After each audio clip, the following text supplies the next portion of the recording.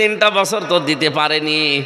আগস্টের 5 তারিখে মামলা শুধু তুলতে দেরি। জজ মামলার নথিপত্র দেখে বলছে কি দেখে বিচার করব, কোনো মাল নেই। এতদিন যে মামলা জামিন দিত না, এখন বলছে খারিজ করে দিলাম। বলতে গেলাম যে মাননীয় আদালতে মামলাটা 3 বছর তো আপনার কাছে ছিল, তখন তো বললেন না যে কোনো মাল নেই।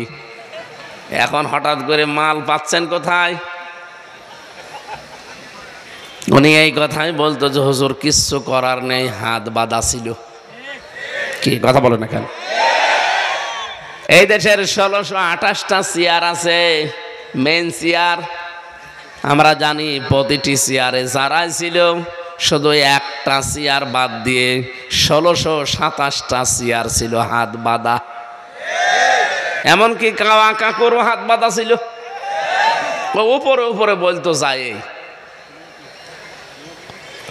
একটা হাত শুধু খোলা ছিল। উনি যা বলতো তাই, ওইটাই রায়, ওইটাই বিচার। সেটা ন্যায় বিচার হোক আর অবিচার হোক। রব্বুল আলামিন এমন অপমান করে দুনিয়া থেকে, বিশেষ করে আমাদের কাছ থেকে তাড়িয়ে দিয়েছে। আমার মনে হয় পৃথিবীর ইতিহাসে এত অপমান আর কাউকে করেনি। একটা ময়লার বস্তা 257টা রাষ্ট্র কেউ নিতে রাজি হয়নি। স্বামী স্ত্রী পাতিয়েছিল, এই যে আমরা বন্ধ পাতাই না, স্বামী স্ত্রী পাতিয়েছিল, ওই জায়গায় যে আশ্রয় নিয়েছে। কিন্তু দুঃখজনক হলেও সত্য, এখন গলার কাটা হয়ে দাঁড়িয়েছে দাদা বাবুর। ডোনাল্ড ট্রাম্প এই 20 তারিখে শপথ নেওয়ার পরেই ঘোষণা দিয়েছে 16 লাখ ভারতীয় আছে আমার আমেরিকায়, সব আমি ফেরত পাঠিয়ে দেব। অলরেডি পাঠানো আরম্ভ করেছি। দাদার ধুতি খুলে যাবে, রাখতে পারবে না। এখন গলার কাটা হয়ে দাঁড়িয়েছে, না পালছে ফেলতে, না পাচ্ছে গিলতে। কারণ এই জিনিস যা, গিলাও যায় না, ফেলাও যায় না। যারা একে রেখে গেছে, এই যে মেজর ডালিম এখন বলতেছে না যে 2 বোনকে রেখে গিয়েছিলাম বাংলার জনগণ যেন পরবর্তীতে আমাদের গালি না দেয়। এরা যে কত মানে নিকৃষ্ট মানুষ, এরা, এদের মন যে কত ছোট। একটা বিধবা মেয়ে লোককে বাড়ি থেকে এক কাপড়ে বের করে দিয়েছে। শহীদ জিয়াউর রহমান তার স্ত্রীকে এক কাপড়ে বের করে দিল না? আমি মাঝে মাঝে এই শব্দটা নিয়ে একটু চিন্তা করি। বঙ্গবন্ধুকেও মানুষ মেরে ফেলেছে, জিয়াউর রহমানকেও মানুষ মেরে ফেলেছে। কথা বলছে না কেন? কিন্তু একজনের নাম শুনলেই সারা পৃথিবীতে মানুষ বলে যে শহীদ জিয়া। অথচ ওনার নামে আজ পর্যন্ত আমি শহীদ শেখ মুজিব শুনিনি, আর মনে হয় শুনবো না। কোনদিন শুনিয়েছেন যে শহীদ শেখ মুজিব? অথচ তাকেও কিন্তু মেরে ফেলেছে। শহীদ এই শব্দটা আল্লাহ যার তার নামে না লাগায় না। এই শব্দটা আল্লাহ এমন দামি, এমন মর্যাদা সম্পন্ন করেছে। কোরআনে কারিমে আপনি দেখবেন সূরা বাকারা 154 নম্বর আয়াতে আছে। এই শব্দটা এত দামি আল্লাহর কাছে, কোন মানুষ জানো শহীদ যারা তাদেরকে মৃত না বলে। ওয়ালা তাকুলু লিমান ইয়ুকতালু ফি সাবিলিল্লাহি আমওয়াত বাল আহইয়াউ ওয়ালাকিন লা তাশউরুন। রাব্বুল আলামিন বলেন, যারা আমি আল্লাহর জন্য জীবন দিয়েছে এদেরকে মৃত বলবা না। মানুষ যেহেতু মুখ দিয়ে কথা বলতে পারে, এই জন্য মুখের উপরে আল্লাহ নোটিশ দিয়েছে, সাবধান, এদেরকে মৃত বলবা না। তার মানে শহীদ জিয়া এই নামটা শুনলেই যেহেতু নামের আগে এই শব্দটা আকস্মিকভাবেই মুখ থেকে বেরিয়ে যায়, আপনি বিশ্বাস করতে পারেন আল্লাহ তাকে শাহাদতের মর্যাদা দিয়েছে। 16 সালে একবার হজে গিয়ে দেখি আরাফাতের ময়দানে মসজিদে নামিরা আছে, সেখানে কাবার ইমাম খুতবা দিচ্ছে, শহীদ জিয়াউর রহমান এই নামটা উচ্চারণ করেছে। তার আরবি ভাষায় খুতবার ভেতরে এই নামটা নিয়ে তিনি দোয়া করছিলেন। বাংলা অর্থ দাঁড়ায় এইটা যে, হে আল্লাহ, বাংলার সন্তান শহীদ জিয়াউর রহমানকে কবরে তুমি সুউচ্চ মাকাম দান করো। আমি চিন্তা করলাম এই কথাটা বলছে কেন। আমার সাথে যারা ছিল, যে কয়টা আলেম ছিল, ওনারা বলছে যে এই যে নিম গাছের নিচে আশ্রয় নিয়েছেন, এটা নিম গাছ না, এটা জিয়া গাছ। আমরা বাংলাদেশে নিম গাছ বলি, কিন্তু এই দেশের মানুষ বলে জিয়া গাছ। সাজারাত জিয়া হাজার হাজার গাছ লাগিয়েছে আরাফাতের ময়দানে। কত লক্ষ লক্ষ হাজী সাহেবরা এই যে আশ্রয় নেয়। আরাফাতের ময়দানের দোয়া আপনারা জানেন কবুল হয়, জানেন না? যে 10 জায়গার দোয়া আল্লাহ কবুল করে থাকে, আরাফাতের ময়দানের একটা। বলেন তো, শুধু বাংলাদেশের মানুষ না, সারা পৃথিবীর যেখান থেকেই মানুষ যায়, আরাফাতে না গেলে হজ হয়। ওখানে অন্তত আমার মতো মানুষ যারা একটু আশ্রয় পায় নিম গাছের নিচে, এই জিয়া গাছের নিচে দাঁড়িয়ে অন্তত মন থেকে দোয়া চলে আসে, আল্লাহ যেই লোকটা এরকম ছায়া দিল, তুমি তাকে একটু ছায়া দিও। এই জন্যে এই শব্দটা আমার মনে হয় মানুষের মুখ দিয়ে বের হয়। নাম বলার আগেই মানুষ বলে শহীদ জিয়া। কি বলে? আল্লাহ যেন তাকে শহীদ হিসাবে কবুল করেন। আর যার নাম শুনলে শহীদ শব্দ কেউ বলে না, আসেও না, তাই আমি এখন তার জন্য দোয়া করব কি করে? জোর করে এই 15.5 বছর অনেকে দোয়া করে নিয়েছিল, কিন্তু এমন দোয়া করেছে এক হুজুর বলছে, আল্লাহ বঙ্গবন্ধুকে তুমি জাহান্নামের সর্বনিম্ন স্তরে দিও। এমনি দোয়া বের হয়? জাহান্নামের কাজ অবশ্যই করেছে, না তো দোয়া বের হবে কেন? মুখের পরে মানুষ যেহেতু কথা বলতে পারে না, কথার পরে যারা বলতে পারে না, অন্তরে যেহেতু একটা ধারণা করতে পারে, এই জন্য আল্লাহ অন্তরের ওপরেও নোটিশ দিয়েছেন। এটা সূরা আলে ইমরানের 169 নম্বর আয়াতে আছে, ওয়ালা তাহসাবান্নাল্লাযীনা কুতিলু ফি সাবিলিল্লাহি আমওয়াতা বাল আহয়াউন ইনদা রাব্বিহিম ইরযাকুন। রব্বুল আলামিন বলেন, যারা শহীদ হয় তাদেরকে মরা বলবা না, মৃত বলবা না, তারা জিন্দা। জীবিত থাকলে, জেগে থাকলে যেহেতু খাওয়া লাগে, এজন্য আমি আল্লাহ নিজে তাদেরকে রিজিক দেই। আজ খয়ম সাহেব যদি এখন মারা যান, যদি ঈমান নিয়ে মরতে পারেন, কবরে যাবে, ফেরেশতা এসে বলবে নাওম কানাওম, ঘুমিয়ে পড়েন। কতদিন ঘুমাবেন? যেই দিন ইসরাফিল ফৎকার দেবে ওই দিন পর্যন্ত, এর আগে পরে আর কিছু নেই। তা যদি ঈমান নিয়ে মরতে পারে, খালি ঘুমিয়ে পড়বে, একবারে ফৎকার দিলে উঠে দেখবে কিয়ামত কায়েম হয়ে গেছে। কিন্তু শহীদ হলে সে ঘুমাবে না। আল্লাহ বলেন, ওর কাছে আমি রিজিক পৌঁছাবো। বলেন তো, ঘুমিয়ে থাকলে খাওয়া লাগে? বলেন বলেন। জেগে থাকলে? আর খাবার খেলে যেহেতু রক্ত গোশত তৈরি হয়, তাহলে শহীদ যারা হয় ওরা শুধু জীবিত না, ওদের রক্ত গোশত তৈরি হচ্ছে। এর প্রমাণ দিয়েছেন হযরতে আমির হামজা রাদিয়াল্লাহু তাআলা আনহু। তিনি যে উহুদের ময়দানে শহীদ হয়েছিলেন, তাকে 70 থেকে 72 টুকরা করেছিল কাফেররা। তার ইন্তেকালের প্রায় 30 বছর পরে একবার মদিনায় ঢল হওয়ার কারণে তার কবরটা ভেঙে যায়। ওই সময় যারা ছোটবেলায় যুদ্ধ করেছিল তার সাথে এখন তারা মুরব্বী হয়ে গেছে। রক্ত অনুসন্ধান করতে গিয়ে দেখে 30 বছর আগে মুহাম্মাদুর রাসূলুল্লাহর আপন চাচা হযরতে হামজা, কাফেররা সেই জায়গায় তাকে তরবারি দিয়ে আঘাত করেছিল, তীর দিয়ে। ওই খাসা জায়গাগুলো এখনো ফিনকি দিয়ে রক্ত বের হচ্ছে। রাজবাড়িবাসী উনি যদি খাবার না খাবেন, 30 বছর পরে রক্ত আসলো কোত্থেকে? কথা বলে না কেন? এই যে আমরা খাবার খাই, খাবারের দ্বারা 5টা জিনিস তৈরি হয়। যে কোনো খাবার খেলে প্রথমে খাবারের নির্যাস থেকে তৈরি হয় পিত্তরস, যেটা দিয়ে খাবার হজম হয়। 2 নম্বরে তৈরি হয় এটা দিয়ে রক্ত। 3 নম্বরে তৈরি হয় এটা দিয়ে বীর্য। 4 নম্বরে এটা দিয়ে তৈরি হয় মল, 5 নম্বরে তৈরি হয় পানি, প্রসাব। উনি যদি খাবার না খাবে 30 বছর পরে ওনার শরীরে রক্ত আসলো কোত্থেকে?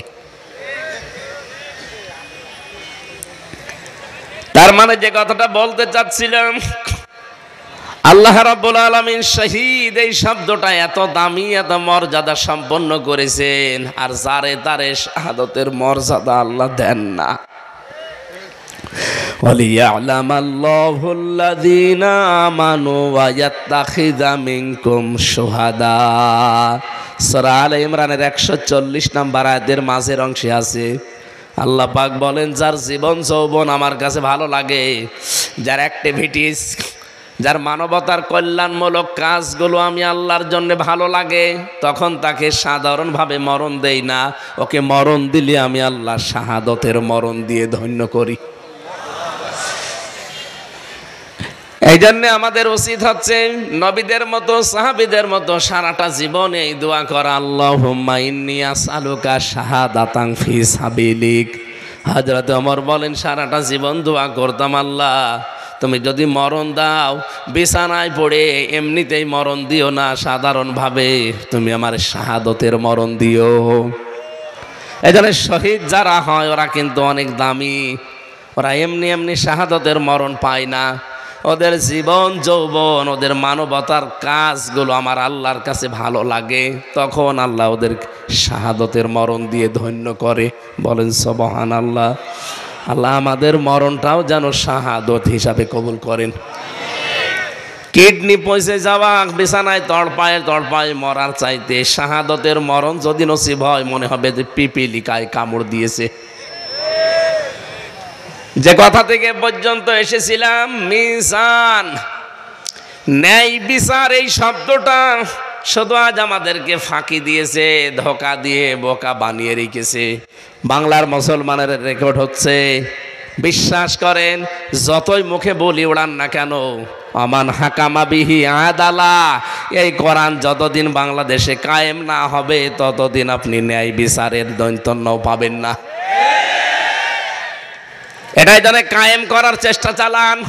তাহলে ন্যায় বিচার কাকে বলে, কত প্রকার, কি কি আপনি দেখতে পাবেন। হ্যাঁ, এটা যদি আপনার কাছে রাজনীতি মনে হয়, হ্যাঁ এটাই রাজনীতি, কথা বলছে না কেন? এটা যদি আপনার কাছে ধর্ম ব্যবসা মনে হয়, এইটাই ধর্ম ব্যবসা। কারণ এতদিন আমরা এই 54 বছর দেখেছি ন্যায় বিচারের নাম শুনে ন্যায় বিচার পাইনি, সুতরাং এইটা এখন দেখতে বাকি আছে। সত্যি যদি এটা কায়েম হয়ে যায় দেশে, আল্লাহর কসম আপনি ন্যায় বিচার দেখতে পাবেন। আর আমার বড় আশা এটা আমরা দেখতে পাবো ইনশাআল্লাহ। কারণ কি, হ্যাঁ কথা বলছেন, আগস্টের 5 তারিখের আগের ইন্টারন্যাশনাল জরিপগুলো দেখবেন, আমি যা বলছি সব পড়ি এবং দেখে বলছি। যতগুলো জরিপ এই দেশে আগস্টের 5 তারিখের আগে আমরা দেখেছিলাম, আমেরিকা, ভয়েস অফ আমেরিকা এটা খ্রিস্টানরা চালায়, মাইক্রোসফট এটাও খ্রিস্টানরা চালায়। আমেরিকার গোয়েন্দা বিভাগ যারা, এরা আমরা একটাও খালাতো ভাই না, চাচাতো ভাই না, মামাতো ভাই না, কথা বলে না কেন? সব তো আমাদের শত্রু।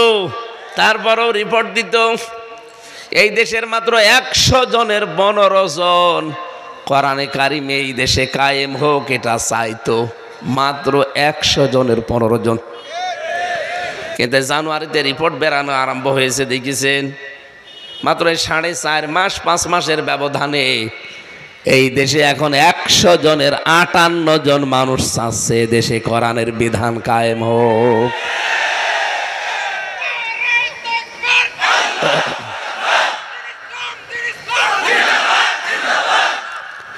আমি তো এই রিপোর্ট এখন বানালাম, আপনি এখনই ইন্টারনেটে সার্চ দেন। 100 জনের 58 জন যদি এই 5.5 মাসে, আমার মনে হয় আর কিছুদিন চেতে দেন, এদেশের 100 জনের 100 জন মানুষ বলতে বাধ্য হবে আমরা কোরআনের বিচার চাই। মিজানকে আল্লাহ পাক দেখালেন মানদণ্ড। বাংলাদেশে একটা ভ্রান্ত ধারণায় অনেকে আমরা আছি, আপনি আমার সাথে একমত হবেন কিনা আমি জানি না, আমি চিন্তা ভাবনা করে বলছি। এখানে খয়ম ভাই সহ সবাই আমরা জানি মিজান মানে দাড়ি পাল্লা, আর কিয়ামতের দিন আল্লাহ দাড়ি পাল্লা আনবে, একদিকে নেকি আর একদিকে বদি তুলে দেবে। এটা জানেন না? এবার আমার প্রশ্ন, জবাব দেবেন ভাই আপনি। কিয়ামতের দিন আল্লাহ মিজানের পাল্লায় মাপ দেবেন কি? আমল। কি মাপ দেবেন? আমল মানে কাজ। বলেন বলেন, কোনদিন একটু চিন্তা এসেছে আপনার মাথায় যে আমল মানে কাজ? কাজ কি মানুষ দাড়ি পাল্লায় তুলে মাপে যে 5 কেজি কাজ? বলেন, চিন্তা করা লাগবে না? আফালা ইয়াতাদাব্বারুন আল কোরআন, কি হয়েছে তোদের কোরআন নিয়ে কেন চিন্তা ভাবনা করা আসে না? আজকে থেকে আপনার চিন্তার খোরাকি দিয়ে দিলাম, ভাববেন যে কাজ কিন্তু মানুষ দাড়ি পাল্লায় তুলে মাপে না, কাজ মাপার জন্য আলাদা যন্ত্র আছে। নেই? এই যে স্টেজটা, এটা যদি আপনাকে আমি মাপতে বলি এখন দাড়ি পাল্লায় তুলে দেবেন? এটা মাপার জন্য আলাদা যন্ত্র আছে, তার নাম ফিতা। কি ফিতা বা গজ দেন, আমি মেপে দেব যে কত বাই কত ফিট আছে। এটা আপনাকে যদি এই যে পানির বোতল দিয়ে বলা হয় যে ভাই এটা মেপে দেন, এটা ফিতা দিয়ে মাপবেন? কি দিয়ে? এটা সিসি দিয়ে, লিটার দিয়ে এটা মাপা লাগে। আপনাকে যদি এতগুলো এই যে লবণ আছে, এই লবণটা যদি বলা হয় ভাই মেপে দেন, ফিতা দিয়ে মাপবেন? এটার জন্য কেজি লাগবে, পাথর লাগবে। এ কথা বলেন না কেন? পৃথিবীর যত জিনিস আছে প্রতিটি জিনিস পরিমাপ করার যন্ত্র আছে না নেই? তাদের নামও আলাদা আলাদা। তাহলে দুনিয়াতে কাজ আল্লাহ মাপবে, কাজ আমল বলা হয় আরবিতে, বাংলায় কি বলেন তো? কাজ কি কেউ কোনোদিন দাড়ি পাল্লায় তুলে দিয়ে মাপতে পারবে যে 5 কেজি কাজ আরে 10 কেজি কাজ? কাজ মাপতে হলে কি লাগে? গুরুত্ব লাগে। কি লাগে?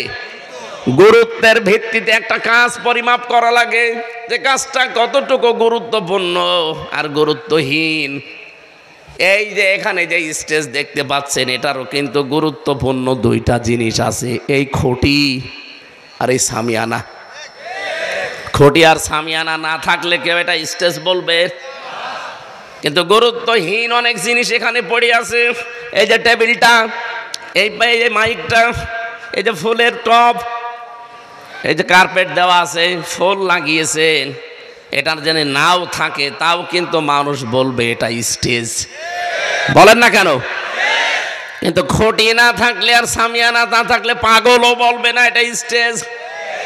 আল্লাহ রাব্বুল আলামিন যত ইবাদত দুনিয়ায় দিয়েছেন, আপনি দেখবেন প্রতিটি ইবাদতে কিছু গুরুত্বপূর্ণ আর গুরুত্বহীন এগুলো ভাগ করে দিয়েছেন। যেমন নামাজের ফরজ কয়টা? 13টা। কয়টা?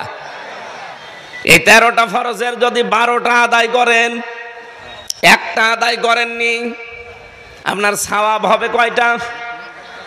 একটাও না। এখন যদি বলেন না আমি 12টা আদায় করলাম মাত্র একটা করি নাই, অন্তত 12টা সওয়াব আমারে দেন, হবে? এটা যেমন সহজে বুঝলেন, এই স্টেজের খুঁটি আর সামিয়ানা বাদ দিলে যেমন এর কোনো গুরুত্ব থাকে না, আল্লাহ প্রতিটি ইবাদতে এরকম ভাগ ভাগ করে কিছু গুরুত্বপূর্ণ জিনিস আমাদের আগে জানিয়েছেন। নামাজের ভেতরে গুরুত্বপূর্ণ জিনিস 13টা। রোজা ভেঙে যায় এরকম 5টা বা 7টা কারণে। কয়টা? হজ ভেঙে যায় 3টা কারণে বা 5টা কারণে। পৃথিবীর প্রত্যেকটা ইবাদত ভাগ ভাগ করে আল্লাহ আমাদেরকে এটাই জানাতে চেয়েছেন যে আগে গুরুত্বপূর্ণটা আদায় করো, এরপরে গুরুত্বহীন এগুলো না থাকলেও কিন্তু তোমার কাজ হয়ে যাবে। একজন জবাব দিয়ে দিন, কিয়ামতের ময়দানে আল্লাহ যখন আপনার কাজ মাপবেন, গুরুত্বের ভিত্তিতে মাপতে গিয়ে এই কোরআনে আল্লাহ গুরুত্বপূর্ণ কাজ দিয়েছেন 500টা। কয়টা? বলেন বলেন। আপনি কোরআন যারা পড়তে পারে দেখবেন শরীয়তের বিধান আছে এর ভেতরে 500। আপনি 499টা মানেন কিন্তু একটা মানেন না, আপনার সওয়াব হবে কয়টা? নামাজের 12 ফরজ আদায় করলে একটা ফরজ আদায় না করলে যেমন পুরা নামাজ বাদ, একটা সওয়াব হয় না, 0 বা 0 হয়। এই দুনিয়াতে আমাদেরকে আল্লাহ 500টা ফরজ বিধান দিয়েছেন, আমরা অনেকে 499টা মানি, কিন্তু একটা মানার ক্ষেত্রে গড়িমসি করি, বাদ দিয়ে দেয়। কিয়ামতে আপনার আমল নামা যখন আল্লাহ মাপ দেবে, আল্লাহর কসম আপনার 0 হবে, 0 হবে। এবার আসেন নামাজের 13 ফরজের প্রথম ফরজ কি? শরীর পাক। কি বললাম তো, একজন জবাব দিয়ে দেন, হয়ে যাবে।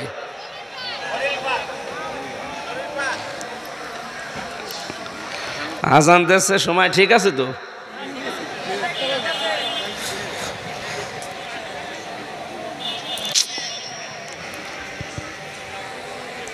না, এইভাবে তো কথা বোঝানো যাবে না। এখানে হয়তো ভালোভাবে সঠিকভাবে শেষ পর্যন্ত বুঝবে না, বাইরে যে গেবত করবে যে কি এতদিন জানতাম আর কি শুনলাম। এই জন্য শেষ করা দরকার।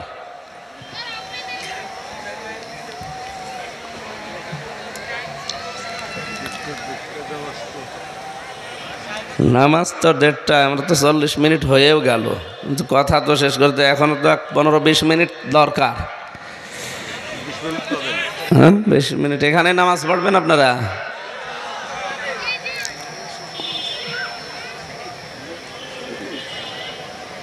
এখন তো এক এক জায়গায় এক এক আজান হবে, কেউ একটায় দেয়, কেউ একটা 5-এ দেয়, 10-এ দেয়, 15 পর্যন্ত আজান হতেই থাকবে। এই জন্য বললাম একজন একটা জবাব দিয়ে দেন, পুরা মানুষের পক্ষ থেকে আদায় হয়ে যাবে। আমি বলতে থাকি নাকি? নামাজের 13টা ফরজের প্রথম ফরজ আমরা জানি শরীর পাক। এই শরীর মানে 3.5 হাত বডি শুধু না। আপনি যদি এই শরীর পবিত্র করার জন্য গোসল করেন, ওযু করেন, পাক হয়ে গেল। তো বিশ্ব নবী যেটা এটা দিয়ে ইঙ্গিত দিয়েছেন, তামাম দুনিয়ার যত মুসলমান আমরা আছি সব কিন্তু একটা শরীরের মতো। আসতে বলেন। নবীজি বলেন তামাম দুনিয়ার যত উম্মত আমার সব একটা শরীরের মতো। যদি পৃথিবীর কোন প্রান্তে একটা মুসলমান কষ্ট পায়, বাংলাদেশে আপনাকে আহ করা লাগবে। কারণ আমার শরীরের কোন জায়গায় ব্যথা হলে পুরা শরীর যেমন অস্থির হয়ে পড়ে, তামাম পৃথিবীর কোন জায়গায় যদি মুসলমান আনন্দ পায়, আপনাকেও আনন্দিত হওয়া লাগবে। যদি ক্ষতি হয় কারো, আপনারও দুঃখ পাওয়া লাগবে। সেই সিস্টেম আমাদের ভেতরে আছে? নেই। আমার নিজের আপন ভাই মরে যাচ্ছে, আলাদা দল করে, এজন্য জানাজায় পর্যন্ত অনেকে যায় না। এই সিস্টেম কিন্তু 15.5 বছর ওরা বানিয়ে ফেলেছিল। সবচাইতে ভয়ঙ্কর কাজ এইটা। আমার নিজের আপন ভাই মরে গেছে, খালি আলাদা দল করতো, এই জন্য মরে গেছে, ওর জানাজায় পর্যন্ত যেতে দেয় না। আমার বংশ কুষ্টিয়ায়, আমার বাড়ি। আস্তাগফিরুল্লাহ, নাউজুবিল্লাহ, থক্কু বলে বলছি, বলতাম না। 14 বংশ আমার সব ওই আল্লাহর ওলির মুরিদ, সব আওয়ামী লীগ করে। এখন হাওয়া পাল্টানোর পরে সব পরিবর্তন হয়ে গেছে। তো যিনি আমার চাচা ছিল, উনি চেয়ারম্যান, দাদা ছিল আগে, এখন চাচা ছিল। এই লোকটা হানিফ সাহেব আছে না, হানিফ সাহেব ওনার ডাইন হাত ওই এলাকায়। আমার এমন মাহফিল করে আসলাম, জেল থেকে বের হওয়ার পরে এক অনুষ্ঠান করে বাড়িতে গেলাম। আমারে বলছে আসেন একটু খাবার খান।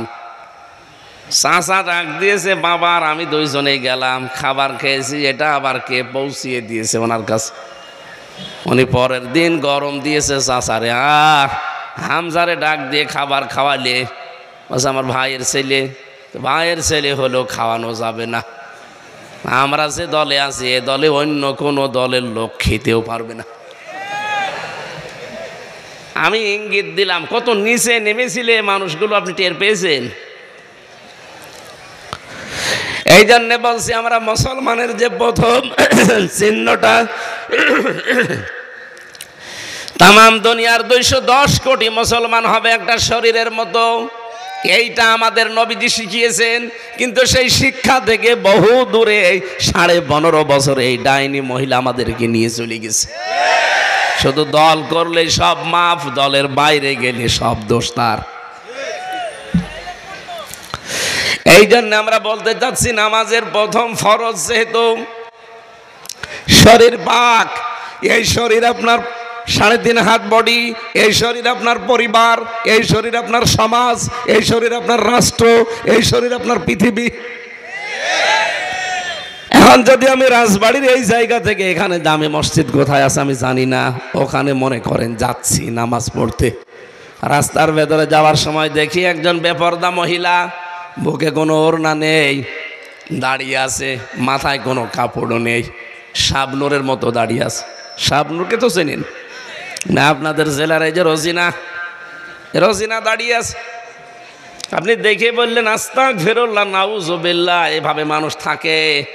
চলে গেলেন ওখান থেকে, নামাজে দাঁড়িয়েছেন, তেলাওয়াত করছেন আপনি আলহামদুলিল্লাহি রাব্বিল আলামিন, আর মাঝে মাঝে মনে হবে আমি কি দেখলাম। আমি কি বেশি বলছি?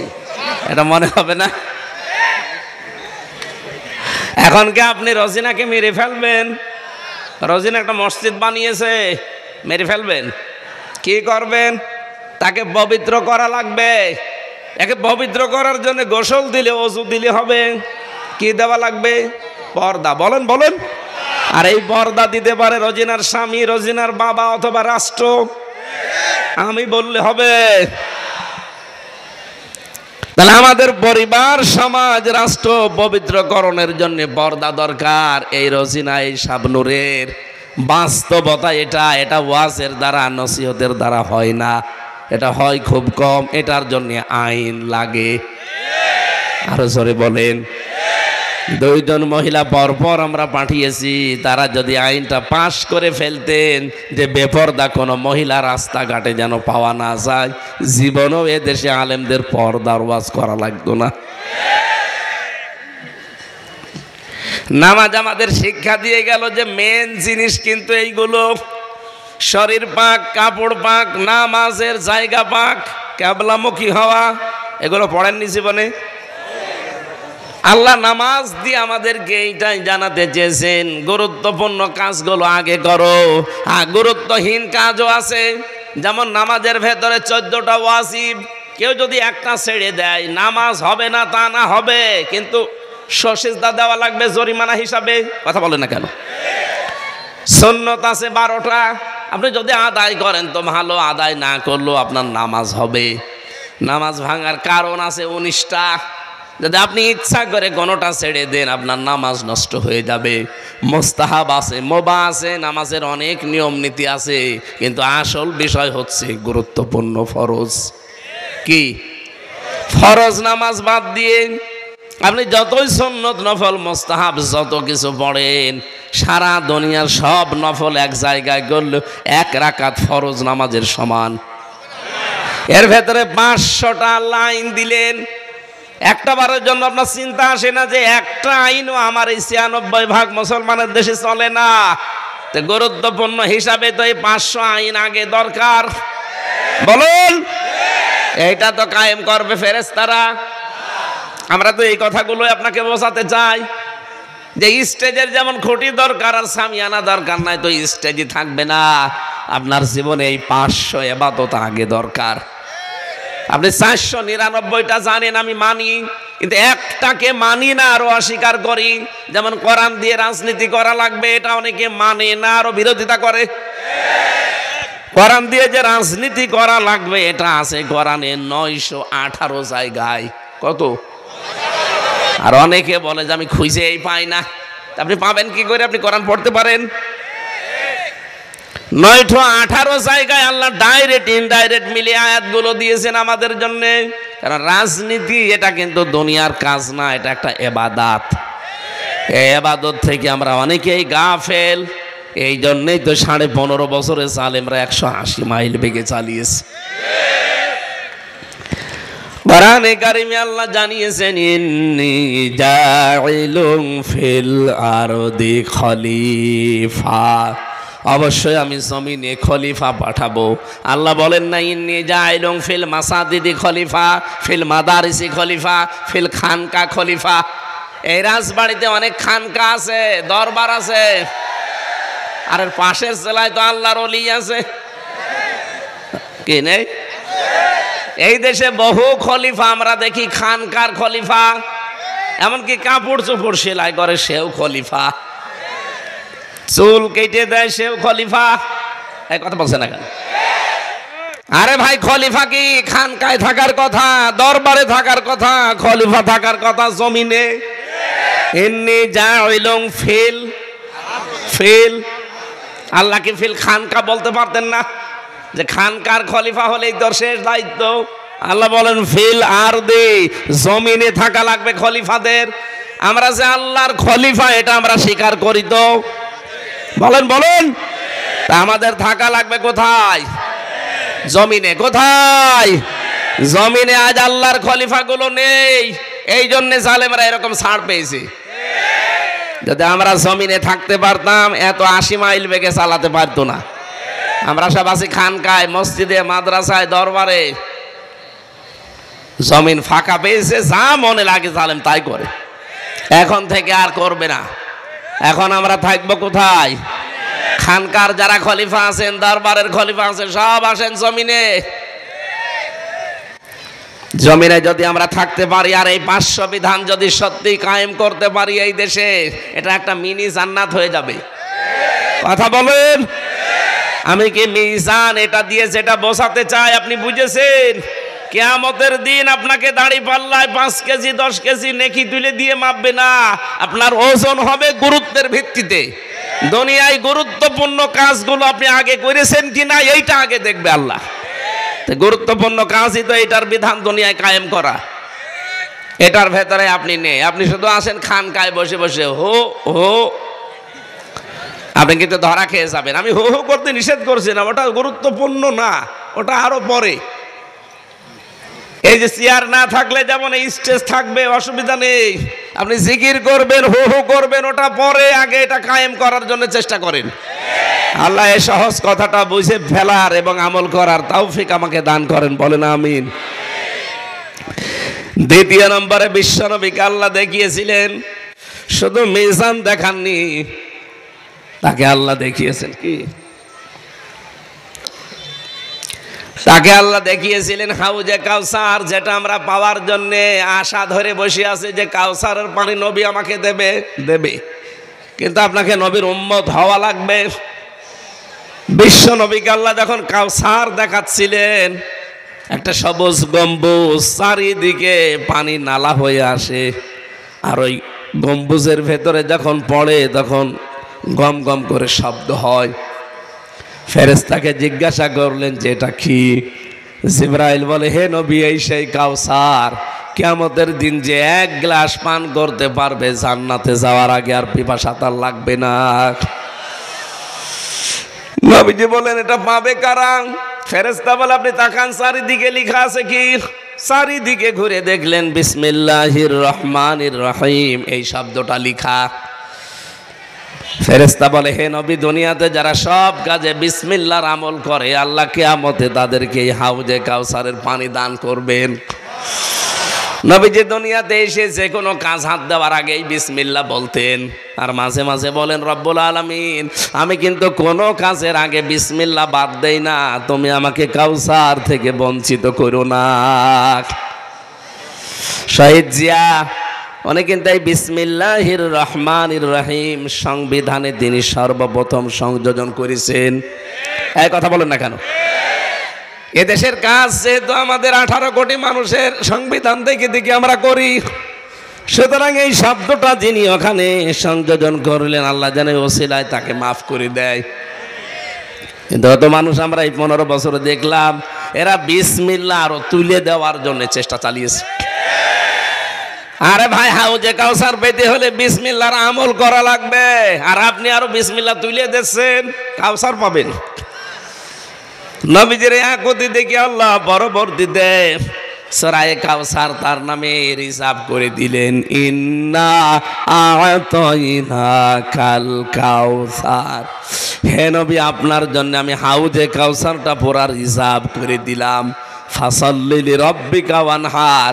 দুনিয়ায় যারা নামাজ আদায় করবে আর ত্যাগ তিতিক্ষা কোরবানি করবে, এই মানুষগুলোকে আপনি এটা দিতে পারবেন। ইন্না শানিয়াকা হুয়াল আবতার। পৃথিবীতে যারা আপনার শত্রু, তাদেরকে আমি আল্লাহ নির্বংশ করে ছাড়বো। বলেন আমিন। এরকম একটা একটা করে 27টা জিনিস তাকে দেখালেন। আল্লাহ রাব্বুল আলামিন বলেন, 27টা জিনিস দেখানো শেষ হয়ে গেলে আমি 14টা জিনিস তাকে শিখালাম। 14টা জিনিস শিখিয়ে বললাম, যান রাষ্ট্র যদি কল্যাণময় করতে চান, এই রজব মাসে আজকে যেহেতু 26 তারিখ, এই রাতেই তাকে নিয়েছিলেন। আমাদের উচিত যারা দায়িত্বে আছেন, আজকে রাত থেকে সূরা বানী ইসরাইলের 23 থেকে 38 এই 16টা আয়াতের 14টা জিনিস দেওয়া আছে আল্লাহর পক্ষ থেকে। দল মত নির্বিশেষে রাষ্ট্রে এই 14টা বিষয় যেন আমরা কায়েম করতে পারি, এদেশ আবার দাঁড়িয়ে যাবে কল্যাণময় রাষ্ট্র হিসাবে ইনশাআল্লাহ। আল্লাহুম্মা আমিন। লা ইলাহা ইল্লা আনতা সুবহানাকা ইন্নী কুনতু মিনাজ জালিমিন। রব্বুল আলামিন ফরজ নামাজ আমাদের সামনে, এই জন্য আমরা আর চালাতে পারলাম না, শেষ করে দিলাম। যতটুকুই বলেছি আল্লাহ তুমি আমাদের প্র্যাকটিক্যাল লাইফে আমল করার তৌফিক দাও। এই অনুষ্ঠানে যদি সওয়াব দিয়েই থাকো, নবীজির রওজায় পৌঁছিয়ে দাও। যত মানুষ এলাকার মাটির নিচে ঘুমিয়ে আছে, মেহেরবানি করে তাদেরকে তুমি ক্ষমা করে দাও। আমি যেটা বোঝাতে চেয়েছি, আমি আশা করছি সবাই আমরা কম বেশি এটা বুঝে ফেলেছি।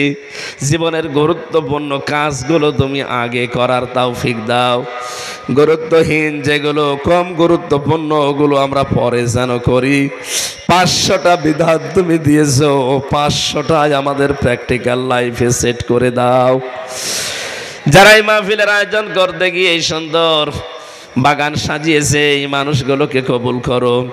সম্মানিত সভাপতি জনাব অ্যাডভোকেট নুরুল ইসলাম, তোমার এই গোলামের জীবনের ভালো ভালো কাজগুলো কবুল করে নাও। প্রধান অতিথি জনাব আলী নেওয়াজ মাহমুদ খয়ম ভাইকে কবুল করো। তার মা বাবাকে মাফ করে দাও। তার মা বাবাকে মেহেরবানি করে তুমি কবরে জান্নাতুল ফেরদাউস দাও। যত অতিথি এখানে এসেছে, অতিথিদেরকে তুমি ওমরের মতো বানিয়ে দাও। মা বোনদের জন্য আলাদা করে কিছু বলার সময় পেলাম না। মা বোনদেরকে খাদিজার মতো, আয়েশার মতো বানিয়ে দাও। আল্লাহ তাআলা আগামীতে সময় নিয়ে, সুযোগ নিয়ে কোরআনের কথাগুলো আরো ব্যাখ্যা করে বলার তৌফিক আমাদেরকে দিও। মাহফিলে যারা আলোচনা রাখলেন, মাওলানা মহিউদ্দিন, মাওলানা সৈয়দ আহমেদ সহ যত আলেম এসেছে, আলেমদেরকে মঞ্জুর করো। মাওলানা হাসানুজ্জামান এসেছে সেই চুয়াডাঙ্গা উথলি থেকে, জিহাদ এসেছে, যত মানুষ দূর দূরান্ত থেকে আমরা আসলাম, আমাদেরকে মাফ করে দাও। বারাকাল্লাহু লানা ওয়া লাকুম ফিল কোরআনিল আযীম। প্রশাসনের যে ভাইগুলো আজকে দায়িত্ব পালন করলো, আল্লাহ তাদের দায়িত্বটা ইবাদত হিসাবে